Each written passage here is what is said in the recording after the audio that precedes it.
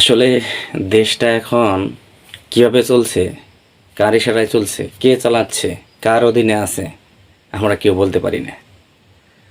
সারা দেশেই উচ্ছৃঙ্খলা বিশৃঙ্খলা, বিভিন্ন জায়গায় আন্দোলন, এটা সেটা, উপদেষ্টা নিয়োগ নিয়ে আন্দোলন হচ্ছে।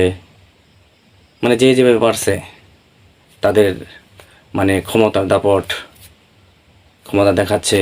বিভিন্ন জায়গায় দখল বাণিজ্য হচ্ছে, চাঁদাবাজ টেন্ডারবাজি হচ্ছে, সব জায়গায় হচ্ছে। আসলে যে উদ্দেশ্য নিয়ে দেশটা গণ অভ্যুত্থান হলো, একটা সরকারকে সরানো হইলো, যে উদ্দেশ্যে যে আশা মানুষ করছিল সেটা কি পূর্ণ হয়েছে? একানা পূর্ণ হয়েছে? হয় নাই। এইভাবে দেশ আসলে কোন পর্যায়ে যে গিয়ে দাঁড়াবে এটা বোঝা যাচ্ছে না। বড় কঠিন অবস্থা। দিন দিন যতই যাচ্ছে ততই বিশৃঙ্খলা হচ্ছে। সমন্বয়ক, উপদেষ্টা, বিভিন্ন বড় দল ছোট দল একে অপরকে রেষারেষি দোষাদোষি, এই পক্ষ ওই পক্ষ, একটা হযবরল একটা অবস্থা। এভাবে আমাদের জনগণ আসলে নিষ্পেষিত। যেই যাক, সিস্টেম একই। এই যে অন্তর্বর্তীকালীন সরকার, এটা হচ্ছে নিরপেক্ষ সরকার। এরা নিরপেক্ষভাবে চালাচ্ছে? বলেন, নিরপেক্ষ হচ্ছে না। এরা আসলে দেখেন, 3 জন উপদেষ্টা নতুন করে আবার এই 2-1 দিন আগে শপথ গ্রহণ করলেন। তাদেরকে নিয়ে বিভিন্ন বিরোধ, আন্দোলন, এটা সেটা, পক্ষ বিপক্ষ অনেক কিছু হচ্ছে। সেখানে বঙ্গবন্ধু ছবি সরানো হলো।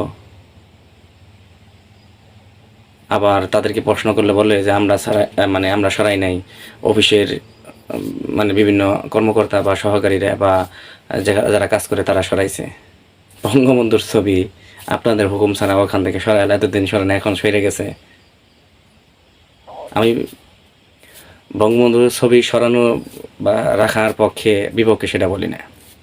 আপনারা রাষ্ট্রপতি আপনাদের নিয়োগ দিছে, আপনারা শপথ গ্রহণ করলেন, সেই সংবিধান রক্ষা করবেন, সংবিধান অনুযায়ী কাজ করবেন, এটা করবেন সেটা করবেন। সাথে সাথে সংবিধান পাঠ করে বা শপথ গ্রহণ করে পাঠ করে সাথে সাথে আবার সংবিধান বিরোধী কাজ করলেন। এটা কোনো হয়? এটা কোনো কথা? আপনারা সংবিধান বাতিল করেন, সব সংবিধান বাতিল করেন, নতুন করে সংবিধান করেন। আপনারা বিপ্লবী সরকার গঠন করতে পারতেন, করলেন না। সেখানে নানান সমস্যা। সেই পুরাতন সংবিধানেই আপনারা শপথ গ্রহণ করলেন, আবার রাষ্ট্রপতিকে সরানোর জন্য বিভিন্ন সময় বিভিন্ন কিছু করলেন। এখন বড় দলের বিভিন্ন চাপে হয়তো বা সমর্থন পান নাই, সরাতে পারলেন না।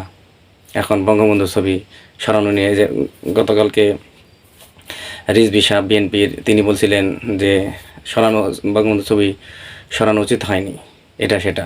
আবার কোন চাপে, কোন কি একটা আবার তিনি সুর পরিবর্তন করলেন যে না, এটা সেটা ঠিক হয়, আমার বক্তব্যটা ভুল হয়েছে, এটা হয়েছে সেটা হয়েছে।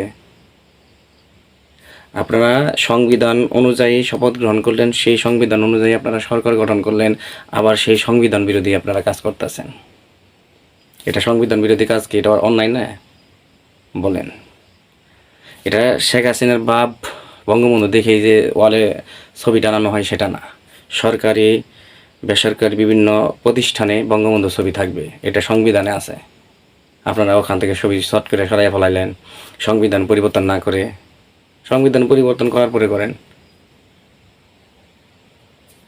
এখন ক্ষমতার আপনারা সংবিধানও পরিবর্তন করবেন না, আবার সেই সংবিধানের পক্ষেও বিপক্ষেও থাকবেন, আবার সেই সংবিধানের পক্ষ নিয়ে ক্ষমতার লোভে, চেয়ার দখলের লোভে, চেয়ারে যাওয়ার লোভে আবার সেই সংবিধানকে আবার বাতিল করেন, আবার সংবিধানের অনুযায়ী আপনারা চেয়ারে বসেন সেই সংবিধান ব্যবহার করে। এভাবে হয় না। ক্ষমতা, শক্তি, এইগুলা দিয়ে সব কিছুই হয় না। এগুলো আপনারা করতেছেন, এটা কি কি বলবো? যাই হোক, ভালো থাকবেন সবাই। আসসালামু আলাইকুম।